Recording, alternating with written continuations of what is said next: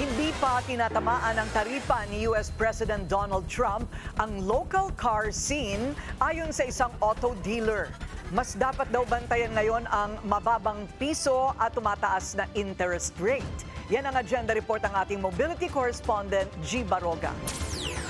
Global headlines ngayon ang mga tariff ni US President Donald Trump. Pero sa ngayon, ligtas muna ang Pilipinas. Nakatutok pa rin ang Estados Unidos sa China pero binigyan ng mga bansa gaya natin ng 3 buwang palugit. Ayon kay Economic Czar Frederick Go, may kinakaharap na 17% reciprocal tariff ang bansa. Mas magaan kumpara sa iba pero maaaring makaapekto sa ilang mga industriya. Pero sa auto sector, there's no panic yet. Para sa Auto Hub Group boss na si Willie Titen, na distributor ng maraming mga car brands sa bansa, hindi pa nagiging problema ang trade war ni Trump sa mga local na dealer, maliban sa ilang mga Ford unit na gawa sa US. The one that we need to monitor is probably the exchange rate.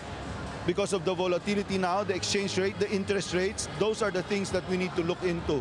Dahil sa mga kasalukuyang free trade pact sa mga bansang gaya ng Japan at China, kung saan nagmumula ang mga kotse sa local market, hindi pa umaarangkada ang pagtaas ng presyo dahil sa taripa. Kasama rin sa ASEAN ang Pilipinas, kaya mababa pa rin ang buwis at patuloy ang region-wide trade. As far as cars are concerned, most of them come from Southeast Asia, from Europe, from China. Konti lang yung galing sa US kaya and even if it comes from the US, no effect naman sa taxes. Kaya okay lang. Hindi rin nababahala ang mga nasa aftermarket sector. Habang nagbabago ang global market dahil sa trade war, relax lang ang mga local auto dealer. Para sa kanila, ang mahinang piso at mataas na pautang ang mga totoong pagsubok sa industriya ngayon. Para sa Agenda, G. Baroga, Billionaire News Channel.